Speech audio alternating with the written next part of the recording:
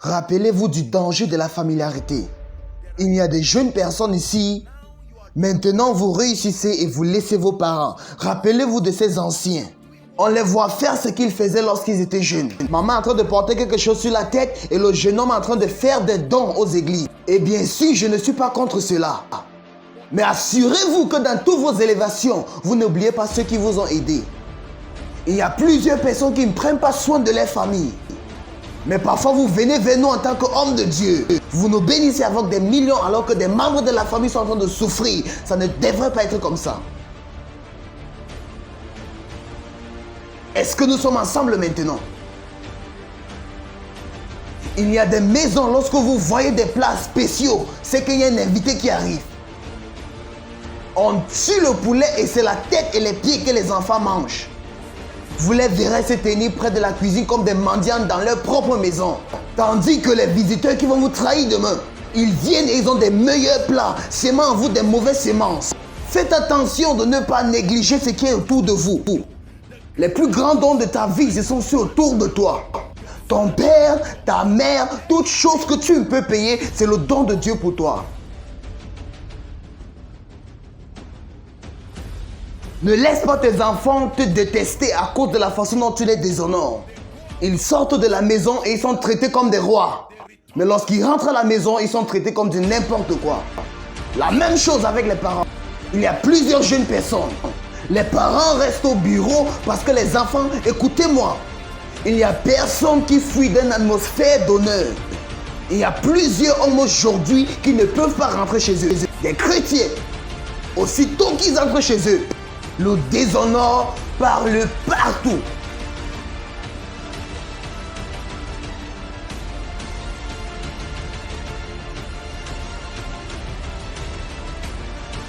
Il y a des églises qui déshonorent leurs pasteurs, qui déshonorent les hommes de Dieu. Je ne connais aucune assemblée où l'homme de Dieu n'excelle pas, sachant que son assemblée l'aime sincèrement. Pas quelque chose que tu t'es qualifié pour. L'apôtre Goodhart, merci d'être mon pasteur. Je t'aime. Et tu le dis de façon réelle. Il connaît de quelle façon ça serait réconfortant. Tu peux être dans une église servant dans un département, mais ton cœur n'est pas là en réalité. Je parle d'une connexion authentique. Alors que je vous propose quelques petites choses avant que je ne finisse. Numéro 1, tu dois faire une alliance avec toi, ta vie et ta destinée.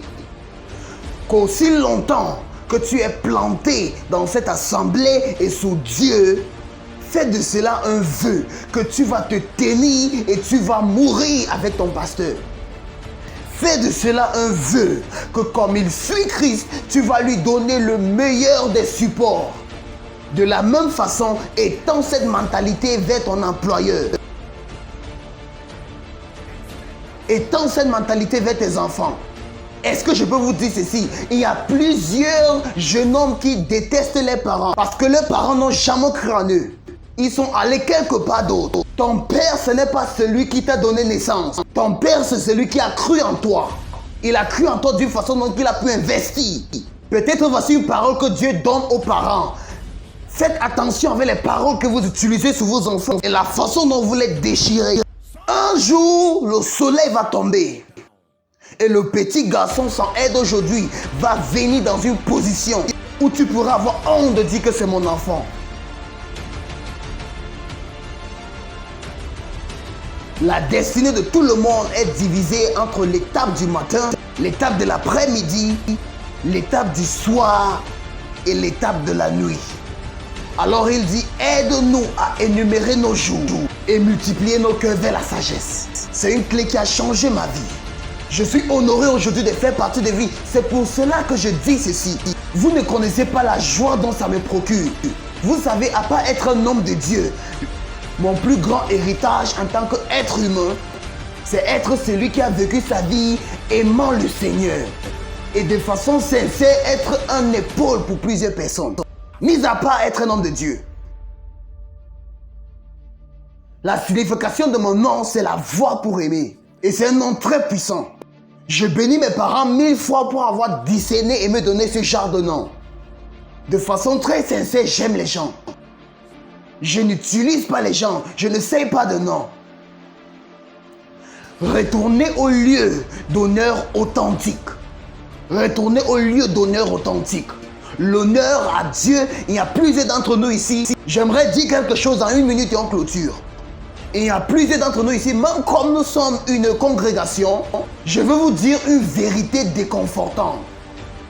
D'un point de vue sociologique, d'un point de vue spirituel, voici l'église logique et par extension toute autre église qui nous vision dans le corps de Christ. Je veux vous amener dans une réalisation très sincère que vous n'êtes pas tous les mêmes. Voilà la vérité de façon honnête. Du point de vue de sacrifice et du point de vue d'acquisition, vous n'êtes pas tous les mêmes. Il doit y avoir un système. Je n'essaye pas d'enseigner la stratification. Certes, c'est vrai, nous sommes tous égaux devant Dieu, mais si cette phrase n'est pas équilibrée, ça va mener beaucoup de déshonneur dans le corps de Christ. J'ai découvert que la raison pour laquelle les personnes bénies et riches ne viennent pas à l'église, c'est à cause du déshonneur, mon frère. Leurs sacrifices sont pris pour acquis pour la cause de créer une plateforme universelle. Même Jésus n'a pas caché son honneur pour des hommes nobles. Zachée descend, j'ai changé, je viens chez toi. Et à cause de ce petit sacrifice, plusieurs personnes ont été pardonnées. Le centurion, tu es un homme sur autorité, je te respecte. Je n'aurai pas besoin de venir chez toi, je vais parler la parole. Peu importe l'auteur que Dieu va m'élever, je suis assez sage pour connaître. Il y a des positions que j'occupe aujourd'hui qui sont vraiment de privilèges. Et ce n'est venu ni par âge, ni par qualification. Et on doit être assez sage pour communiquer la même chose. Est-ce que Dieu nous aide? Alors il y a plusieurs d'entre nous que Dieu va nous amener dans un point où, d'un point de vue physique, on ne mérite pas d'être là. N'abusez jamais de cet accès. Si Dieu vous donne accès aux oreilles, au cœur et aux mains des rois et des nobles, ne méprisez pas cet accès. J'étais invité pour partir prier pour un chef traditionnel dans ce pays. Et lorsque je suis arrivé là-bas, j'ai vu ces gens, je ne sais pas comment on les appelle maintenant, ils ont des fouets et je ne sais pas. Et j'étais sur le point d'entrer dans le palais et on n'entre pas au palais avec ses chaussures. Vous êtes au courant de ça, n'est-ce pas? Mais pour moi, il a dit entre. Et tout le monde était choqué. Et moi, j'ai dit non, j'enlève mes chaussures. Il a dit non, c'est moi le roi, entre. Ça ne veut pas dire que si je dois aller lui voir un autre jour, je dois seulement porter mes chaussures et je commence à entrer de façon majestique. Non, je ne méprise pas cet accès. Écoutez-moi, chaque fois qu'un homme vous donne un accès hors du commun, assurez-vous de renvoyer un message qui dit je reconnais votre accès et je ne prends pas cela pour acquis. Écoutez-moi attentivement, faites cela et vous avez sécurisé sa peur. Cette peur de si je lui donne un plus grand accès, est-ce qu'il va mépriser cela? Si vous les faites comprendre que vous êtes au courant et que vous n'allez jamais abuser de cela, vous avez sécurisé votre place dans le cœur pour toujours. Voici les clés du royaume qu'on utilise pour faire des affaires avec.